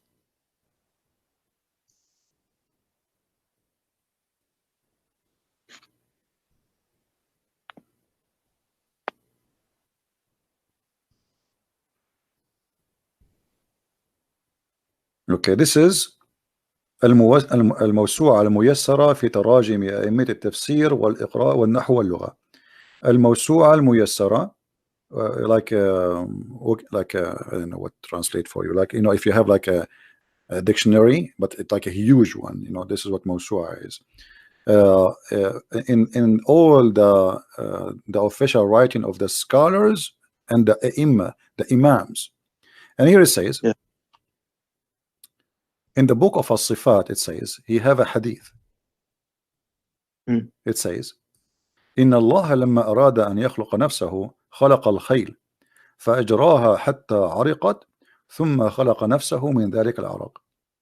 When Allah, he wanted to create himself, he created the horses, and then he made it run. فأجراها حتى عرقت, until it sweat really heavy. And then he created himself from the sweat of that horses. Yes. But but it's then obvious that most Muslims, if not all, will reject this hadith because it doesn't go hand in hand with the Quran. No, actually, it does go. It goes hand by hand with the Quran. Why it doesn't go by? Let me. Okay, you see, where in the Quran it says that Allah, he did not create it himself? Nowhere. He begets not, and nor is he begotten. Well, hold on. The hadith we showed you just a while ago, I don't know for how long you were watching, and we said that Allah, I apologize. he comes. It's all right, no problem, my friend. I welcome you. You are a very polite man, and you are welcome always to call me. The hadith, this is Sahih Bukhari. Yes. Sahih Bukhari is not a joke, correct? This is the most accurate reference. So let us say this hadith there is rejected. Okay, no problem. What about here? Allah, he have a shape, and Allah, he changed his shape. So the second you say he have a shape and then he have other shape, that's mean somebody created that shape. Correct? Correct. Let us say, okay, Allah have a shape already now, but now you are saying to me that Allah will come to them in a shape other than they know, and he will say. So this is totally different shape. Okay, who is the one who created this shape?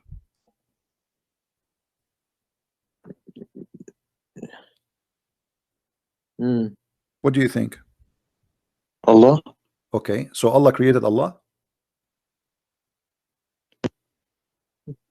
If you, of course not. Oh, but this is what it says. You are the one. I asked you, my friend. I asked you, who is the one who created that shape? But that shape is Allah. What if that shape was there all along? If it... No. That means there's two Allah. If that shape is Allah and the other shape is Allah, that means there's many Allah.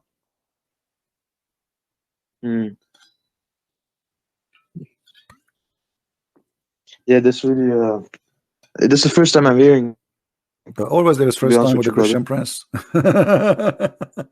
No, the reason is, and I hope you are listening carefully. The reason you, as a Muslim, you always says, "I never." This is the first time I hear this, because when you read, you don't think deeply. You just read. And by the way, not only Muslims do that, even Christians. Most of people they don't really think deeply. Like if I give you this hadith by itself, I'm sure you heard me saying that this hadith before, didn't you? No, you saying this hadith before? You never heard me speaking about this hadith here? Not the horse, this one, the shape of Allah. I missed it. Huh? Probably I missed. Maybe I missed it. Okay, so if Allah, he is coming to you with a shape, and now he is going to change his shape, who is the one who will give him the second shape? Either we say he borrow it or he bought it from somewhere, from Amazon.com, or he made it. Yeah. Yes. Where do you get it from? So the only solution, the best solution will be Allah, he created the shape, correct? Yeah. Okay. Yeah. Yes. All right, that's mean Allah created himself, because now he is that shape. He is that shape. Allah, he don't have a spirit. Allah is not a spirit. So that shape is Allah. Allah created the new shape. Allah created the new Allah. So what we would do now? So we rejected the hadith about the horse, correct? Yeah. Because Allah created himself from the sweat of the horses, which I find it me myself is very weird. I mean, what and why horses? What about donkeys? Camels. Yeah, you Muslims are funny sometimes. But look at this. Here, this is they cannot deny this hadith. This is Sahih al-Bukhari that show the reference. And nobody can deny even for a second that this is a very accurate hadith. What they will say, I'm lying? No. And this is appear in many places, not only in this hadith. Tons. So this is a very accurate hadith, confirming that Allah have shape number 1 and he has shape number 2. And when I ask you, okay, when Allah come with different shape, who is the one who created the other shape? You said Allah, correct? Yeah. So Allah created himself. So Allah created this shape and then he turned into the shape that makes him creating himself. Because you see, if Allah created a shape and he will come to you in that shape, if that shape is not Allah, now we have a problem. Because how he is that shape? You see, it says there, read carefully with me. Allah will come to them in a shape they know and will say. So he is in a shape. Yes. Okay. So now he have a shape already, and now he will come to them in a shape they know, and he will say. So there is two shapes: shape they don't know, shape they know. And which way is very weird. I mean, what is the shape Muslims they know? This is very silly. As I know, there is no Muslim. Maybe so in a power like thing. No. It's a shape, my friend. Even the Quran says he was so. They will recognize him from his shin. You see, there's different hadith it says, and even the Quran says shin. So here Allah is coming in a new shape, other than the one which they know. That is a new creation of a new shape Allah will use. Who is the one who created that shape? Must be Allah. Allah created Allah. Okay, what happened now to the first shape, Muslim?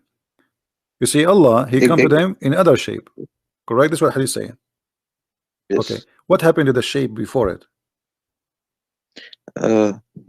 Of course, he changed it. It's not. I don't think it's like a physical thing. No, Allah is a physical. No, he's no, no, just no, no, changing no. its form. No, my friend, Allah is a physical. No, Allah is Just a like physical. yeah, but brother, just like energy changes form, it doesn't have to be someone going inside something. Okay, It's first just of like all, let us it changes. first of all, let us come to an agreement. Are you saying Allah is not a physical being? Something we can compare? Of course not. No, no, Allah is a physical being. You can go and watch my debate with many scholars. All of them, they agree that Allah is a physical being. All the Muslims agree. Allah is a physical being and He have no spirit. Allah has no spirit. Actually, I just opened the fatwa here. Yes. You see, there's a guy, he's debating with the Christians like me, and he's asking if Allah has a spirit. He is debating with the Christians and is asking, does Allah has a spirit, have a spirit? The answer, no. The answer, Allah, the spirit or soul is not one of the attributes of Allah. Rather, it is one of the things have been created by Allah. So Allah has no spirit. Okay. So if Allah is not spirit, He is not a physical being. So what He is? That's means He does not exist because nothing left. You have no other options. You know what I mean? Yeah, I get you. Okay, Yeah, I get so you. He is not a spirit, and now what is left? He's a physical being. Okay, so now He's a physical being, and now Allah creating a new shape of that physical being. Who is the one who created the physical being? Allah. Allah. Okay, what Allah He did to the first physical being? He killed him? He burned him? Or now we have to Allah? He made it disappear. Just go. So Allah He made Like this. Allah He made Allah disappear? No, not like that. Not like that. No, it have to be like that because let me try to explain it to you. Let us do this.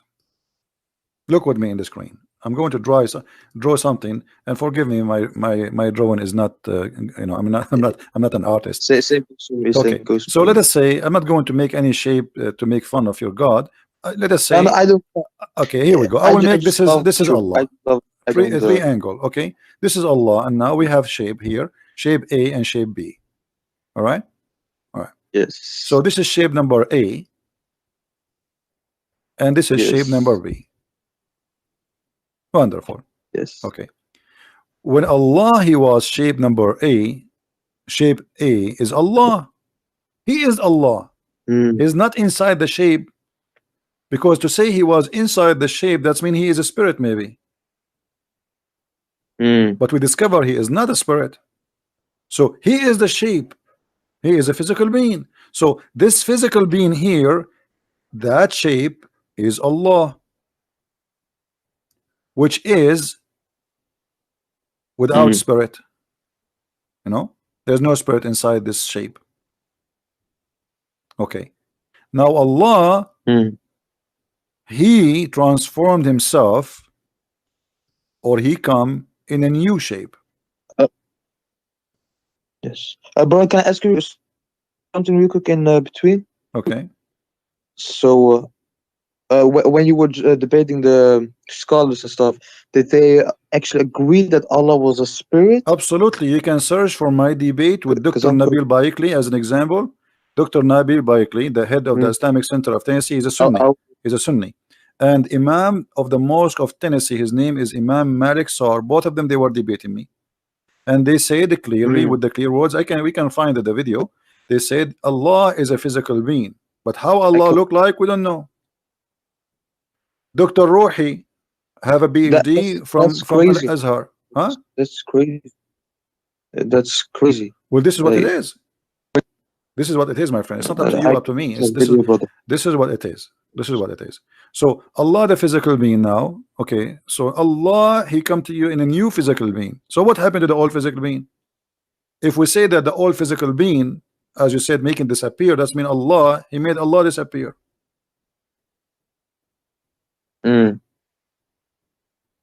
So what It happened? doesn't make sense. Doesn't make sense. Nothing makes sense in Islam. You see, the Muslim, they say how God can be a man, right? Okay, how Allah can have shape? Why he have a shape anyway? As long you are I questioning, don't. as long I don't you are believe questioning the nature of personally God. Allah has a shape. Yes. Oh yeah, go ahead, but I was just saying I don't agree from my point of view that Allah is actually a physical thing, or It's not up maybe to even you, my friend. It's not up to spirit. you. It's not up to me. You see, I'm sharing with you what Islam is, not my wishes or your wishes. Yes. This is Islam. Either you take it or you leave it. The same as you say Jesus is God. He's a man and God at the same time. It's not up to you to say he was not a man. It's not up to me to say he's a man and God in the same time. This is what we believe. This is Christianity. Either we take it or we leave it. So Yes. this is what Islam teaching. The Muslims here, even in the hadith, which make it more dangerous, the statement of Muhammad here, he made it clear that because Allah he changed his shape, you rejected him. You see, then Allah will come to them in the shape they know, and they will say, he will say, I'm your Lord. Then they will say, you are our Lord. But before, when he come to them in a shape which they do not know, other than the one they know, he will say, I am your Lord. They will say, we seek refuge with Allah from you, which means not only they reject him, they believe he is the devil.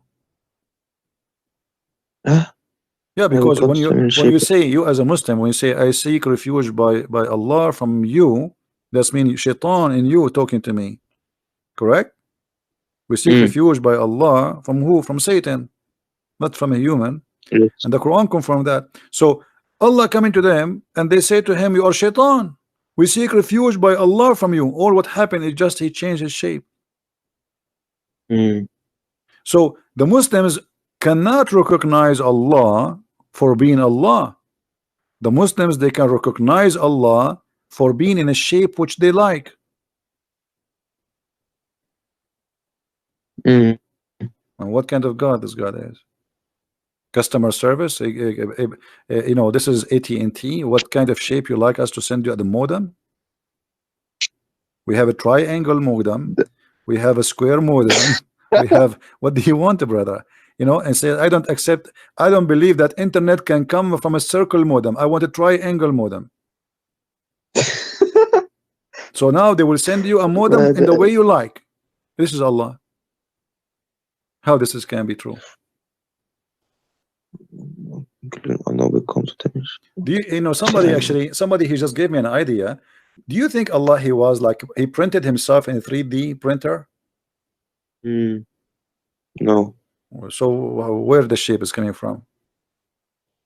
And but if I got a question, do you also accept that let's say when God was talking to Moses and the Israelites, did he also came in a shape of foal? When he was talking to them, yes, the Quran actually the Israelites were afraid. Okay, you just remind me actually to talk about that. Thank you. Yeah. Okay, if we go in the Quran, we remember that Moses he saw a fire from far away. Correct? Yes. Okay. What the Quran says? The Quran says, "Buraka man fi an-nar wa man hawlaha." I don't know if you understand what I just said. Of course not. Okay, let us show you the translation then.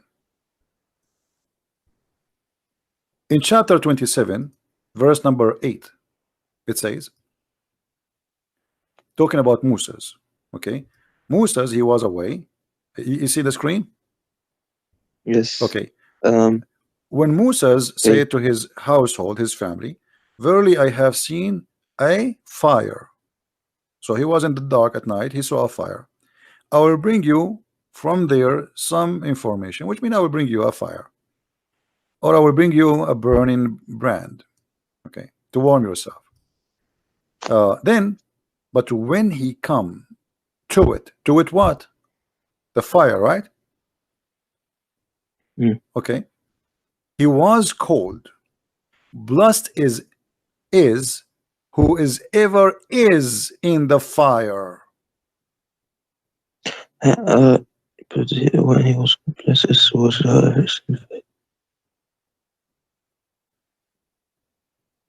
Who is in the fire? I will bring you from. Is that the burning? Is that the burning Allah? No, but it doesn't say Allah was in the fire. Okay, who is the one in the fire? I have seen a fire. I will bring you from there some information, or I will bring you a burning brand that you may warm yourselves. So, who is the one blessed? The blessed one in the fire. God is blessed. Okay. So now, who is the one in the fire? Then he is blessed. The one is around the fire is Musa. The one is in the fire is who? The sound says to you, who is he? He said, O Moses, verily it is Allah. O most verily it is I, Allah, the Almighty, the Always. So who is the one in the fire?